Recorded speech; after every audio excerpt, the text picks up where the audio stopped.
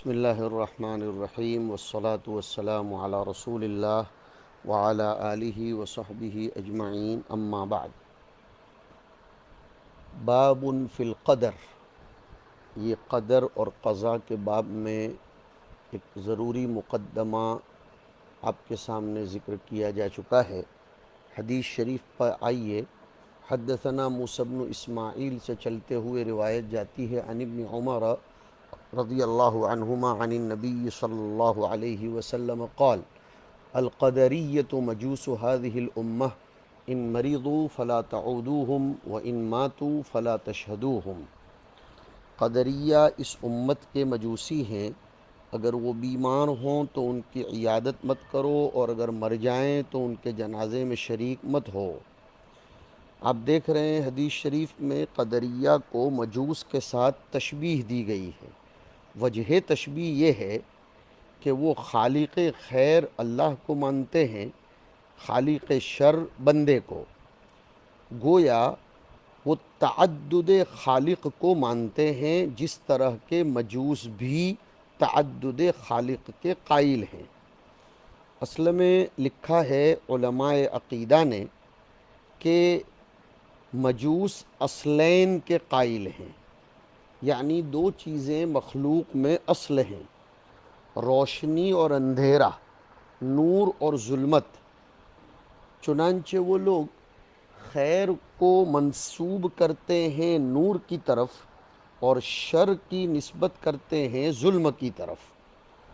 اور یہ باتیں بھی آپ نے سنی ہوگی کہ وہ دو معبود کے قائل ہیں، یزداں اور اہرمن۔ یزداں کی طرف خیر کی نسبت کرتے ہیں اور اہرمن کی طرف شر کی نسبت کرتے ہیں۔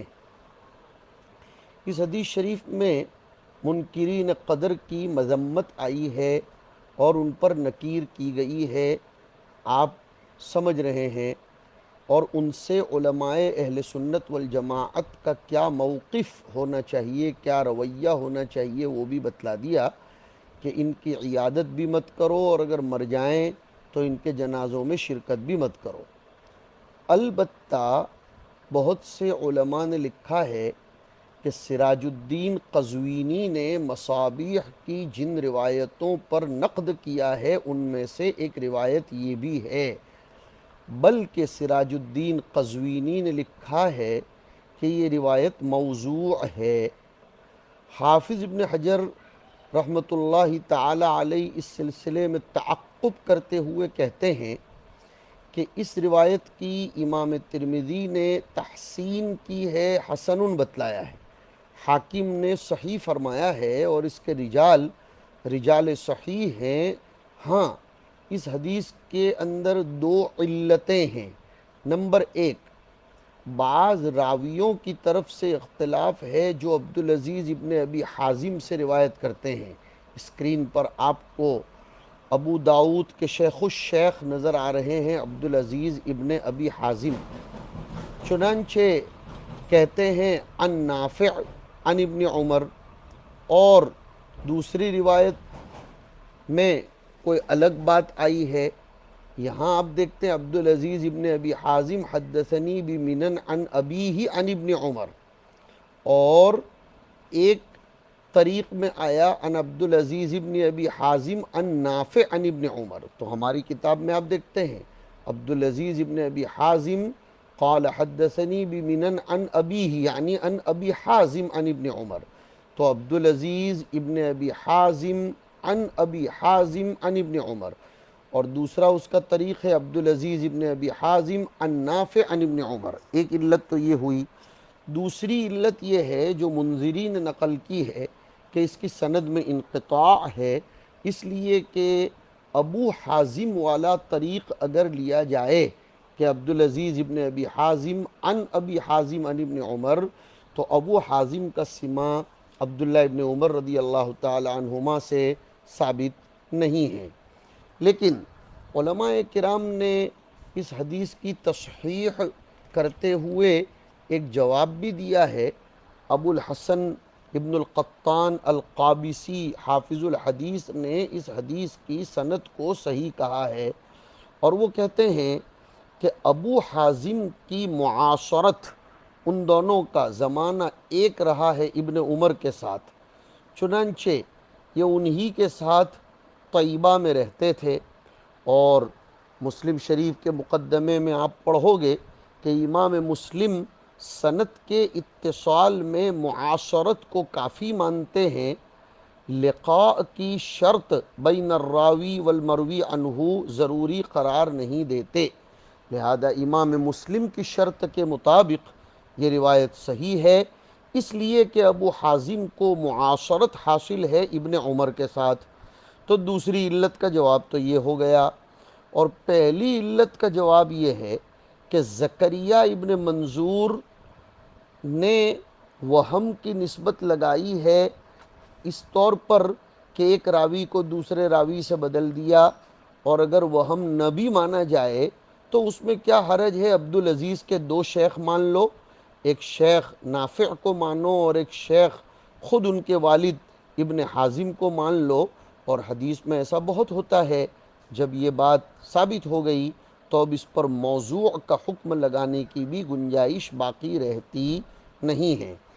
اس کے بعد کی روایت ہے محمد ابن کثیر کے حوالے سے عن حذیفہ رضی اللہ عنہ قال قال رسول اللہ صلی اللہ علیہ وسلم لکل امت مجوس ومجوس هذه الامة الذين يقولون لا قدر من مات منهم فلا تشهدوا جنازته ومن مرض منهم فلا تعودوهم وهم شيعة الدجال وحق على الله تبارك وتعالى ان يلحقهم بالدجال۔ حضور فرما رہے ہیں قدریہ کے بارے میں کہ وہ دجال کی جماعت میں سے ہیں، اور اللہ تعالیٰ کی طرف سے یہ بات طے ہے کہ دجال کے نکلنے کے وقت یہی قدریہ اس کو ساتھ دیں گے، اور اللہ ان قدریہ کو دجال کے ساتھ ملا دیں گے۔ یہ جو منکرین قدر ہیں، جو یہ کہتے ہیں کہ خالق خیر اللہ ہے اور خالق شر عبد ہے، اس کے بارے میں یہ بات ارشاد فرمائی گئی۔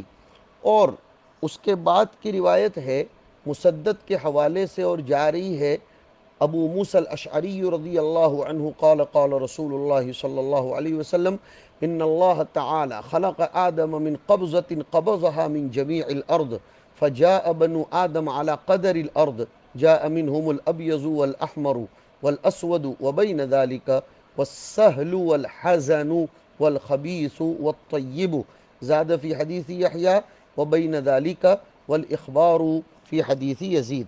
حضور صلی اللہ علیہ وسلم فرماتے ہیں اس روایت میں کہ اللہ نے آدم علیہ السلام کو مٹی کی ایک مٹھی سے پیدا فرمایا۔ جلالین میں یہ بحث انی جاعل فی الارض خلیفہ والی آیت کریمہ میں ہم کر چکے ہیں۔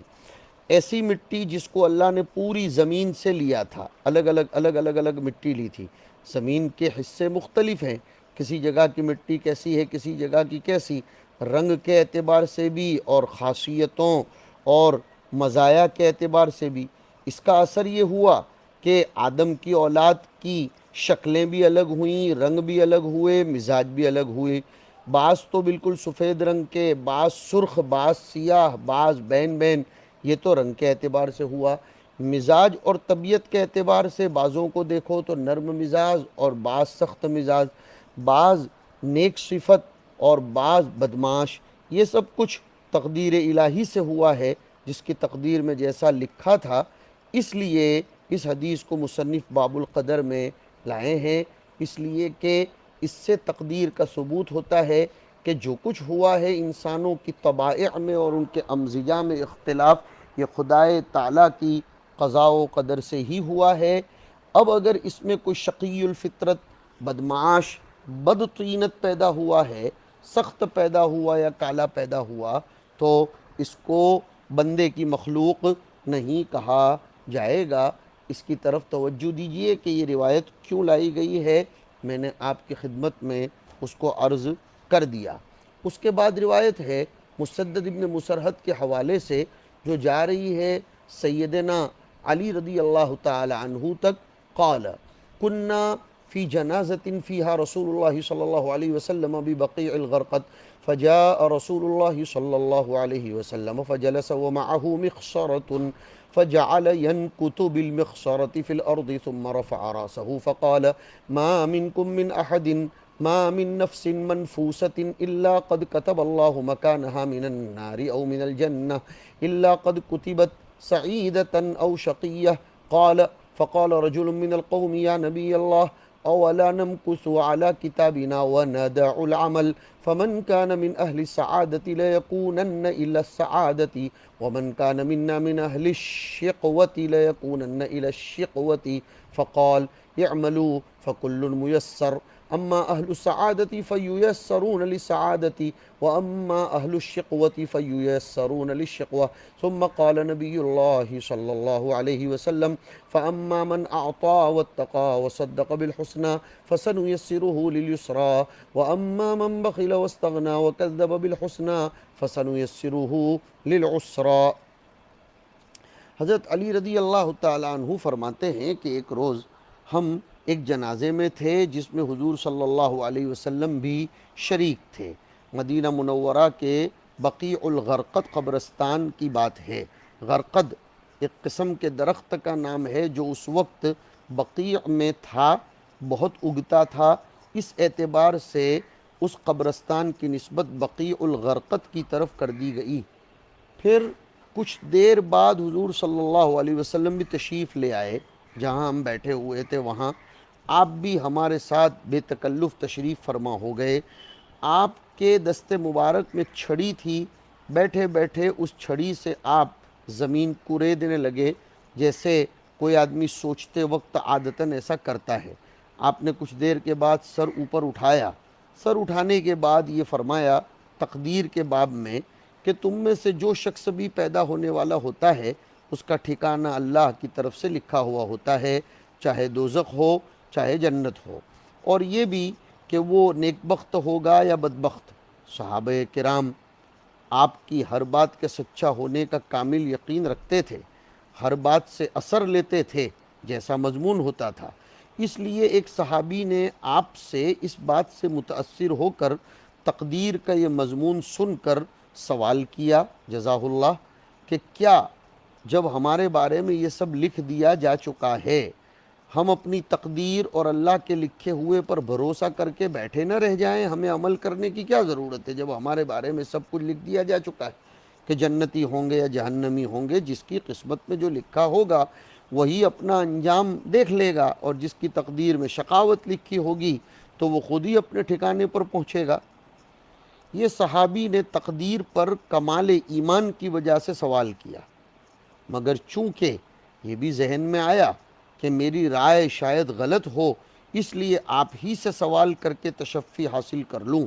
لیطمئن قلبی. آپ نے اس کے جواب میں فرمایا کہ تم جن اعمال کے مکلف ہو اللہ کی طرف سے ان کو کرتے رہو.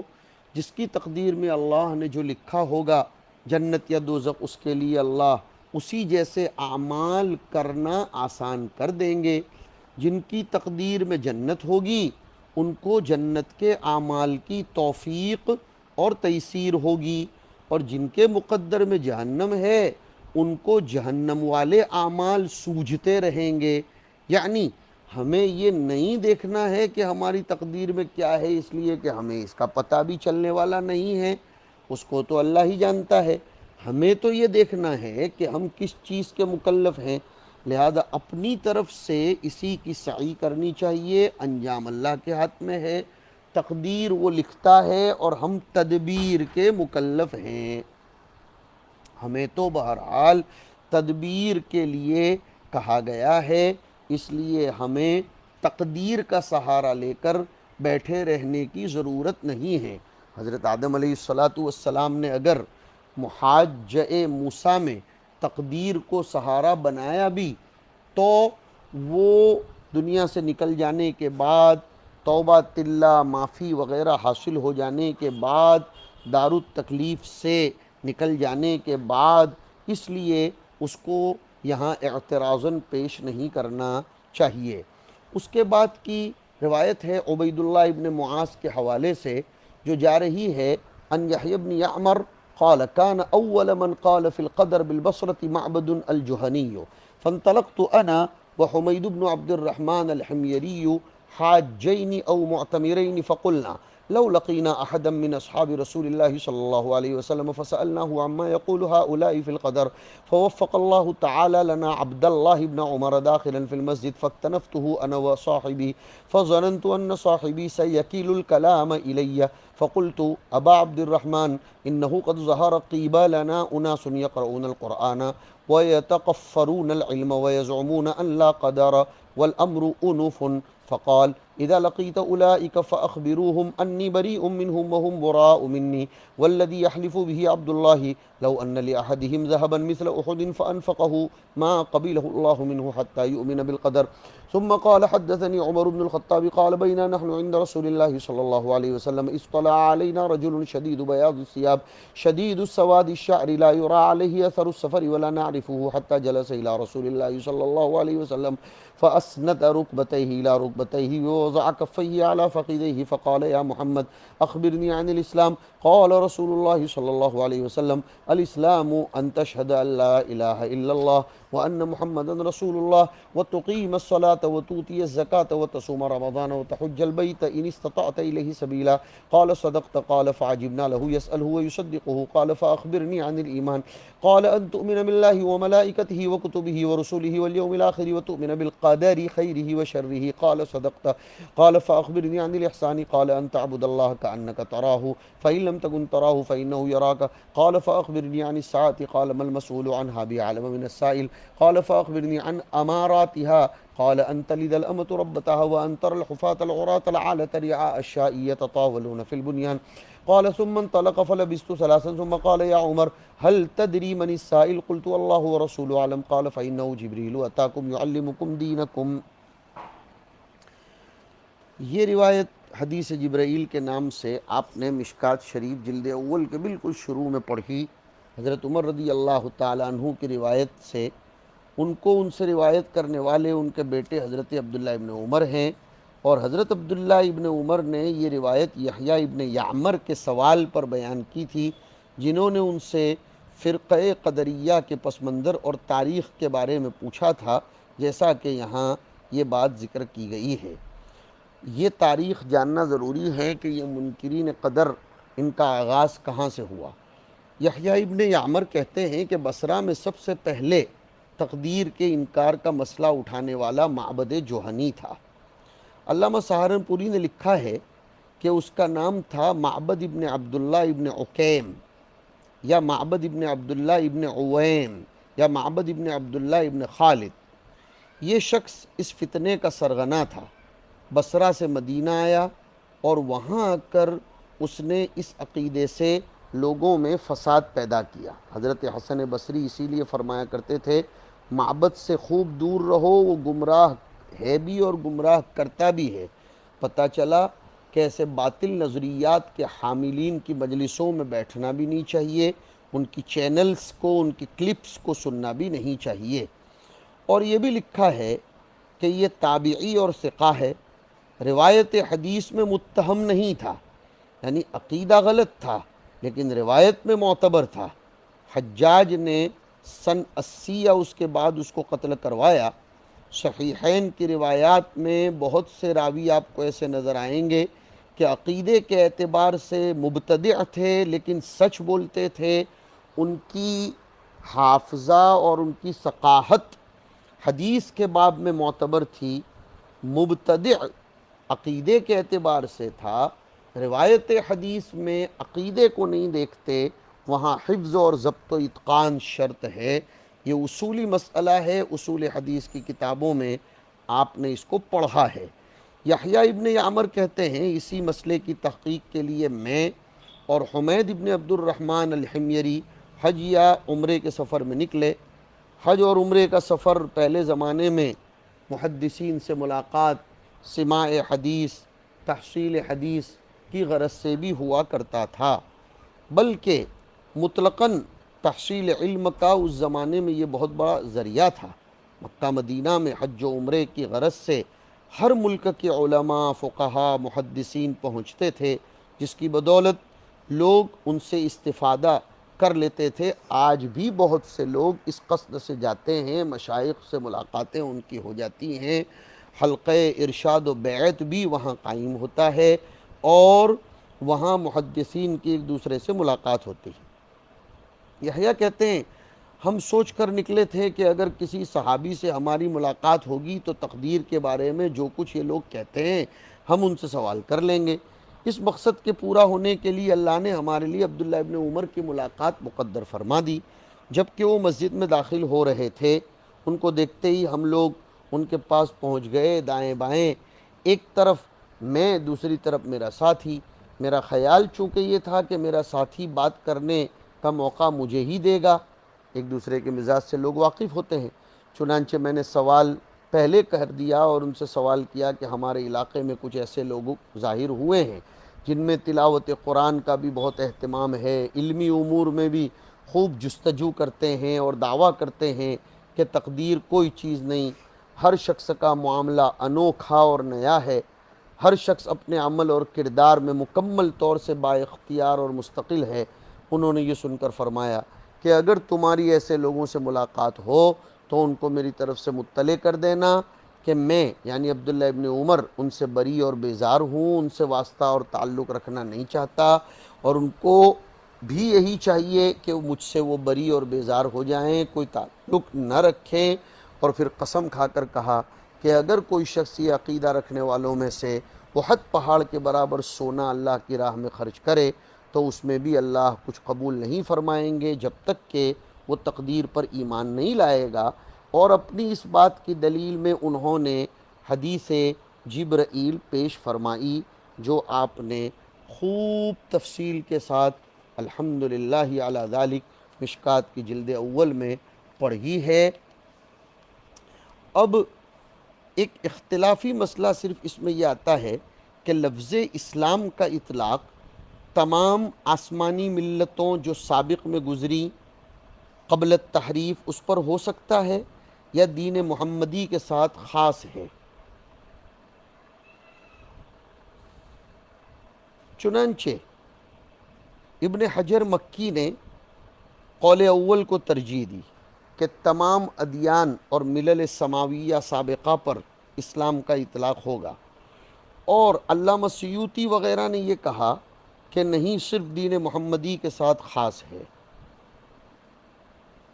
اسلام کے ساتھ امم سابقہ موصوف نہیں ہیں۔ یہ اس امت کی خصوصیت ہے، جو صفت انبیاء سابقین کی تھی وہ اس امت کو عطا کی گئی، اس امت کے تشریف اور تکریم کے طور پر۔ علامہ سیوطی اس پر تفصیل سے کلام کرتے ہیں، اس کے دلائل میں ایک بات یہ بھی لکھتے ہیں کہ ملت ابیکم ابراہیم ہوا، مسند الیہ مقدم، ہوا سماکم المسلمین، رضیت لکم الاسلام دینا۔ تو اس سے اختصاص ظاہر ہوتا ہے، تقدیم اسی اختصاص کی مستلزم ہے، یعنی اللہ اسلام کو اوروں کے لیے پسند نہیں فرمائے، جیسے آپ نے علم الکلام میں اس بات کو پڑھ لیا ہے۔ یہ ایک چھوٹی سی بحث تھی جو میں نے یہاں کر دی۔ وصلی اللہ علی النبی۔